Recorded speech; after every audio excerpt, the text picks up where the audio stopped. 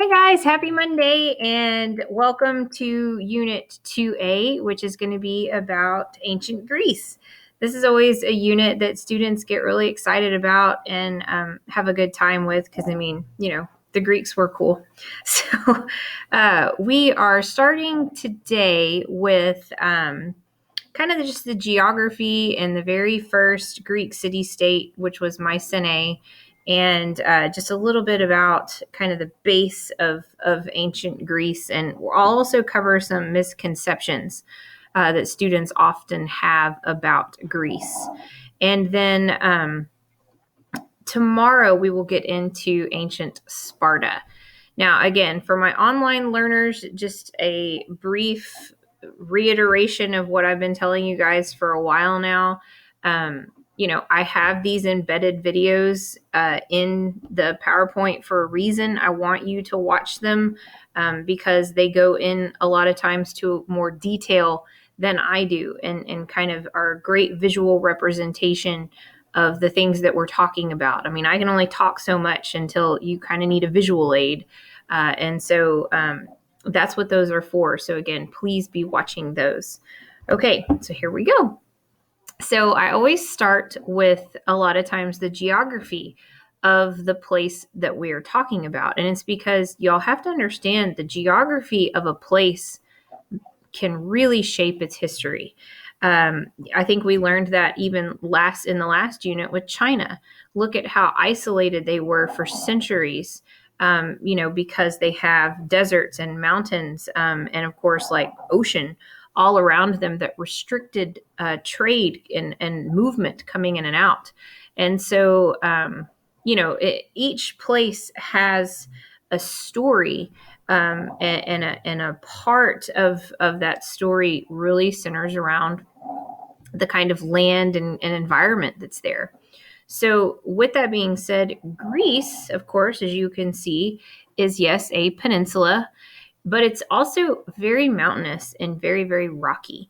And one of the main misconceptions when we're studying like Greece is that students think that like when you're studying ancient Greece, it's like, oh, they were all, all of these people were like the Greeks. They were all united and they were all like Greece as the nation that we think of today when we see that peninsula.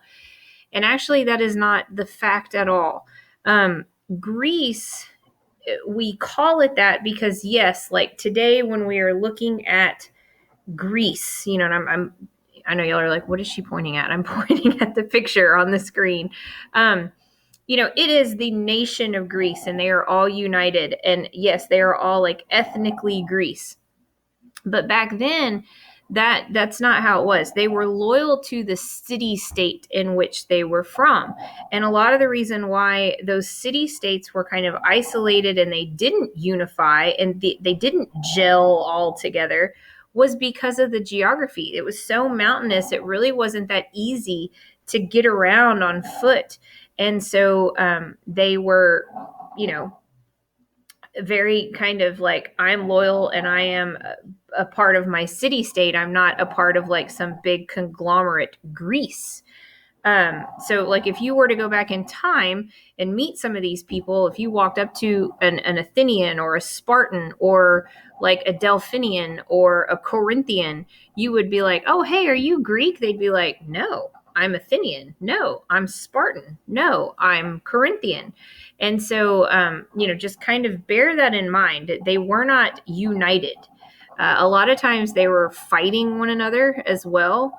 And so when we say ancient Greece, it's, yes, the collective history of that area, but they were not united. Okay. So another thing that kind of adds in with the geography that affects their history, in addition to the isolation of the city states, is their farming ability. If you've got really rough, rocky soil, one of the main things you can't grow are like grains, wheats, any type of thing that's pretty pivotal to bread production, which was hugely important for people throughout history. That's going to be a main staple of food. And, so they had to trade a lot. Now, if you look again at the map, they're surrounded by water. So trade is not that difficult for them. And that bodes definitely in their favor. But as far as farming goes, they were kind of limited.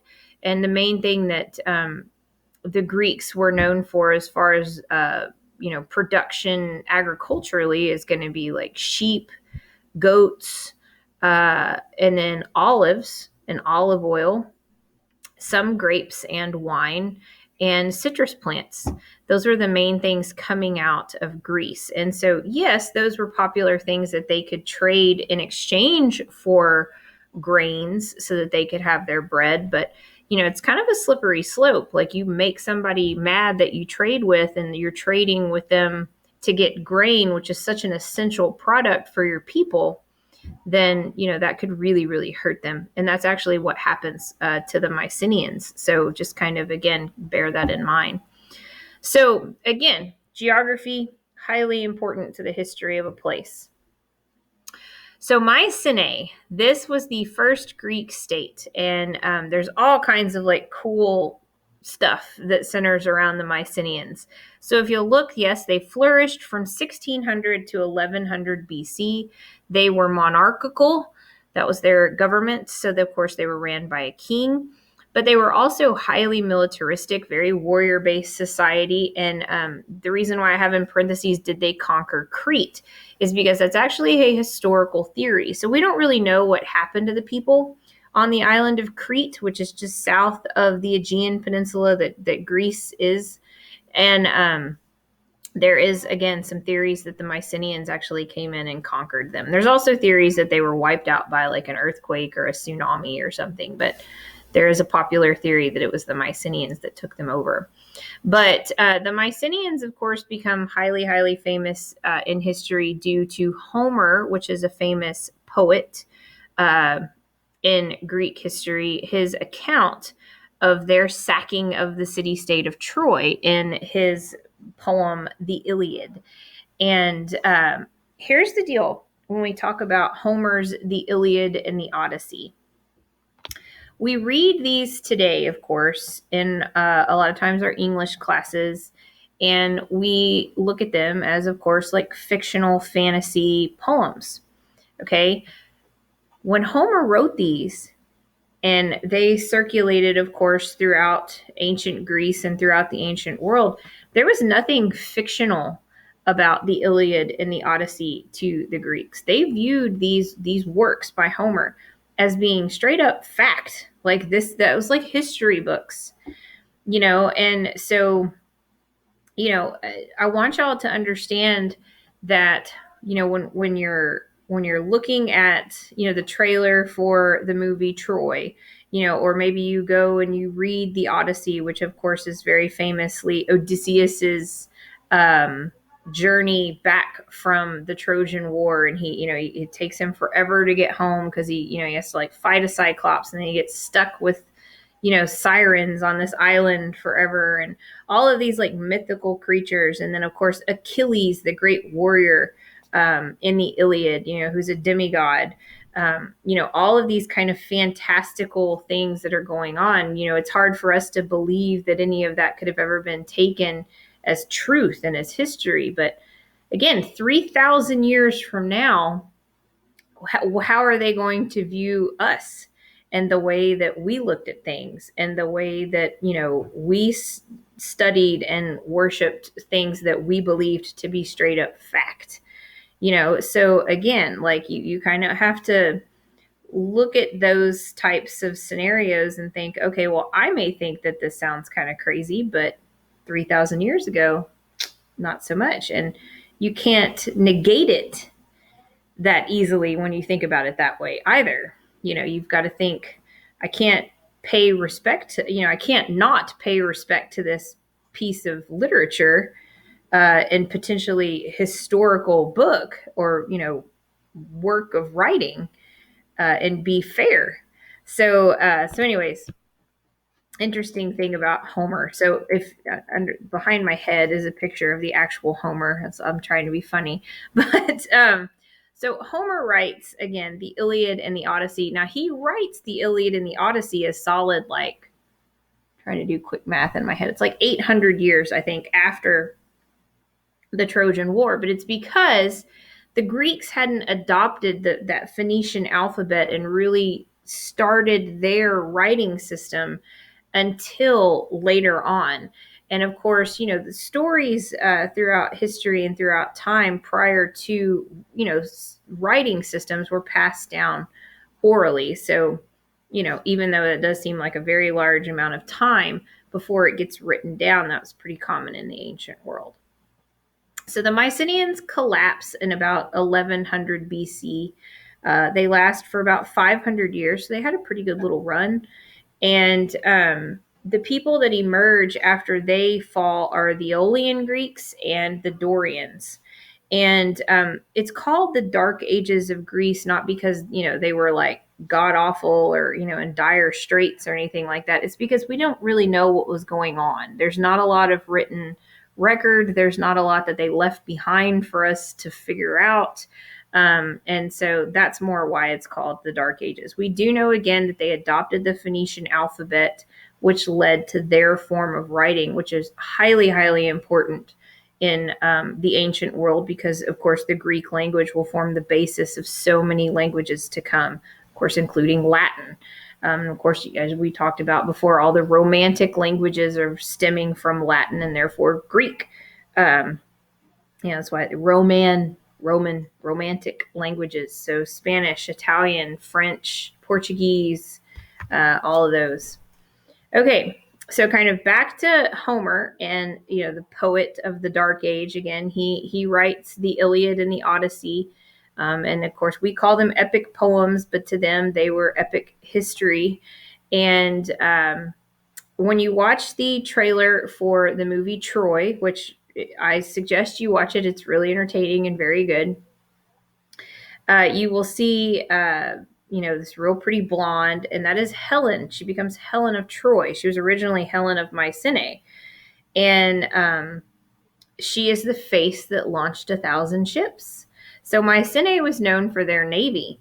And what happens is the princes of Troy, which are Hector and Paris, go to Mycenae in a completely friendly visit. It's about trade and a partnership in trade and being allies.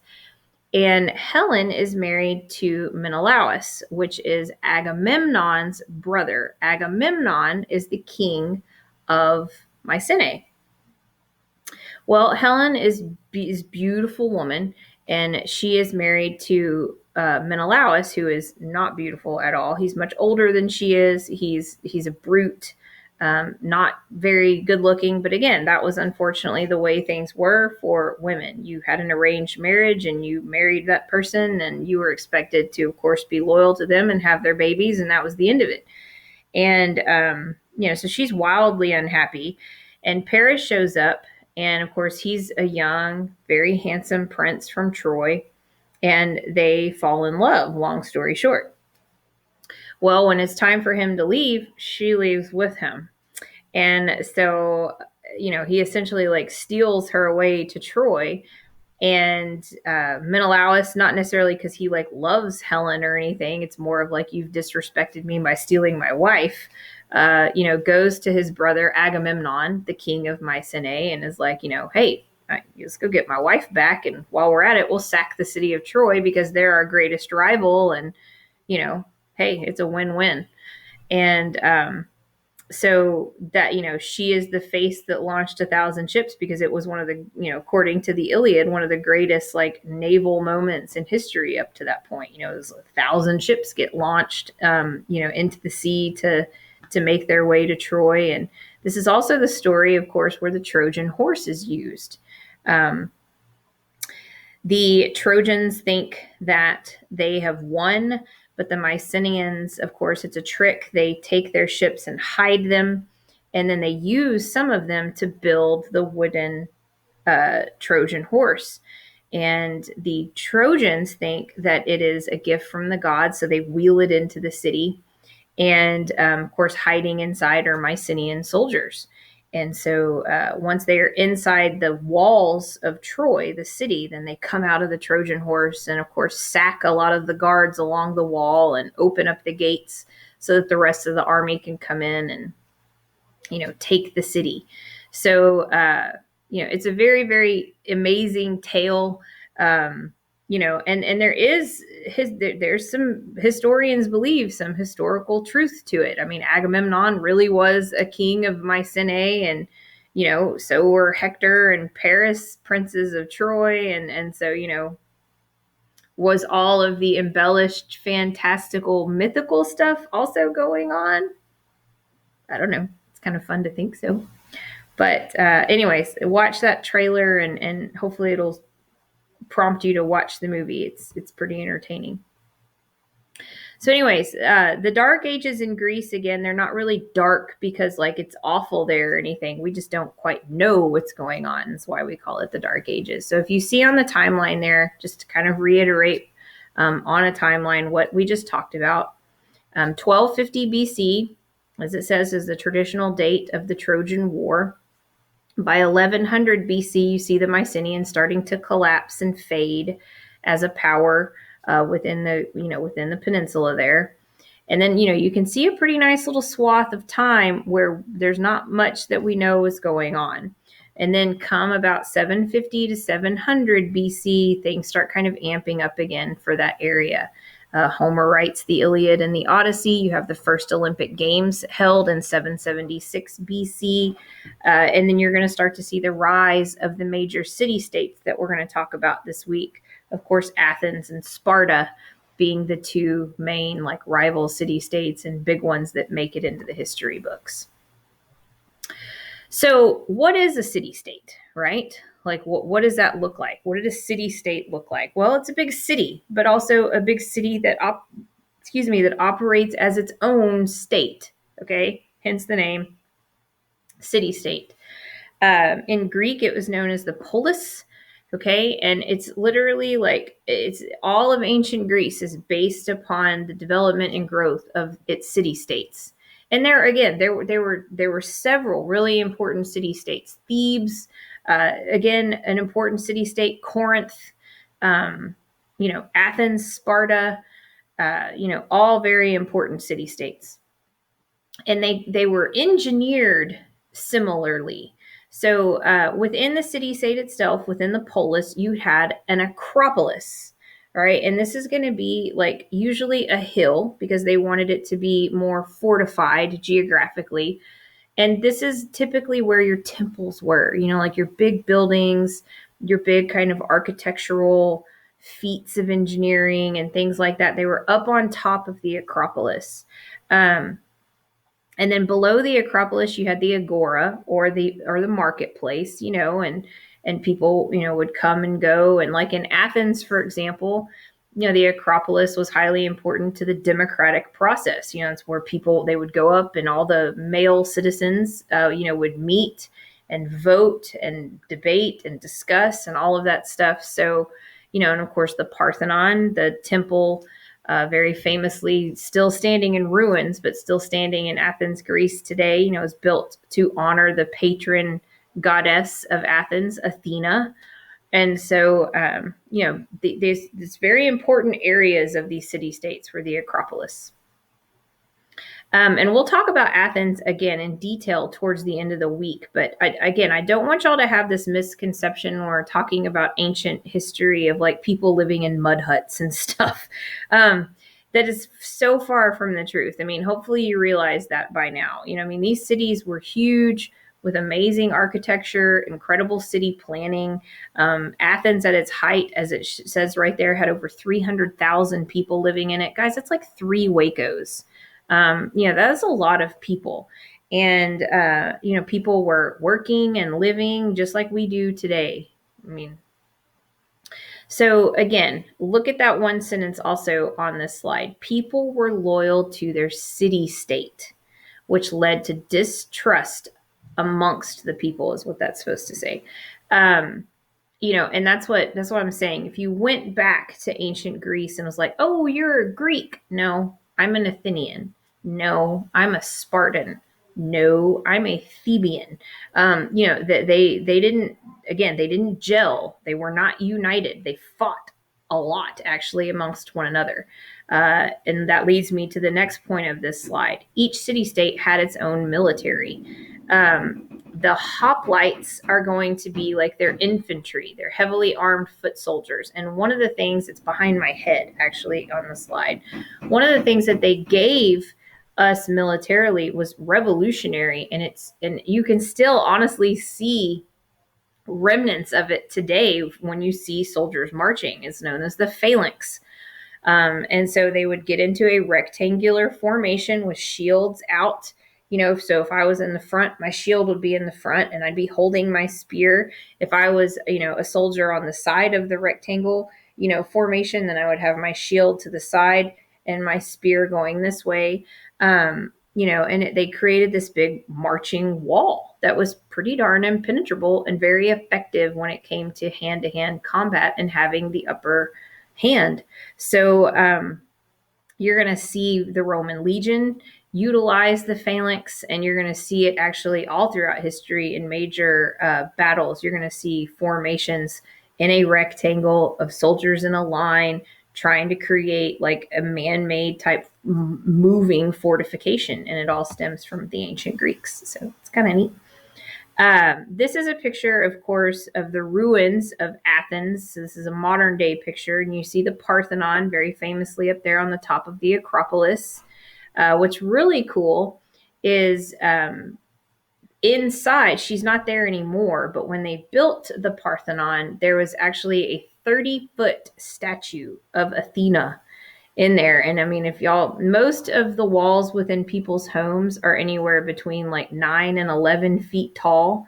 So, I mean, again, like if whatever room you're sitting in, take it and multiply it by 3, and that's how tall she was. So really pretty cool.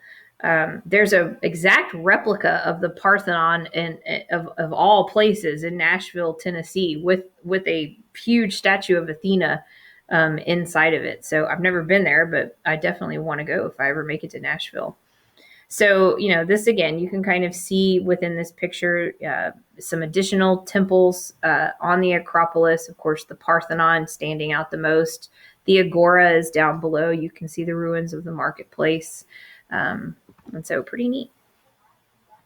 Okay, so from 750 to 550 BC, you start to see the Greeks expand their influence all along the Mediterranean and also in the Black Sea. They actually set up and colonized one of the most important cities in ancient and even going into modern history, and it is known initially as Byzantium. Okay, this city is going to be, I cannot explain to you guys how important this city is going to be. All right, and if you'll look, it's just kind of right above my head. You can see Byzantium. It sits right there in between the Black Sea and the Mediterranean Sea, and that's a lot of the reason why it's so dang important. Okay, is not only does it connect those two bodies of water, but it also is the connecting point in trade between the Asian continent and the Middle East and Europe. So, I mean, this Byzantium will later become known as Constantinople, and of course is now modern day Istanbul, Turkey. And so again, it's truly like this amazing city that turns into this melting pot due to trade of cultures, and again, like East meets West. And and so I can't explain to you enough how important the beginning of this city is, and of course that it is founded by the ancient Greeks. But all in red there, you can see, their influence is starting to, span out much further than just their little peninsula. So, how are these city-states ran, prior to Athens turning into a democracy or Sparta turning into an oligarchy, which again, we're going to talk about later in the week. Well, originally they were ruled by what in Greek were called tyrants. And again, they didn't look at tyrants the way that we look at them now. Now tyrants, of course, is like a really bad name. But back then that was just simply the name of their ruler. It's what they called them. And it was a person that seized power due to the amount of, money or influence or wealth that they had. They always came from, of course, the aristocratic group. Um, and they were able to afford, what it took to seize power over a city state. They were able to afford to have like a privatized army and military and things like that. And that's how originally the city states were ruled, was through tyranny. Again, by the 6th century, as it says, the tyrant rule starts to lose favor, and you see, these kind of new ways of governing emerge. Democracy, of course, coming to Athens. I mean, that's Athens' greatest legacy, in history is, of course, that is the foundational spot for democracy. It's most, as it says, it's going to be Greece's most lasting influence on the world.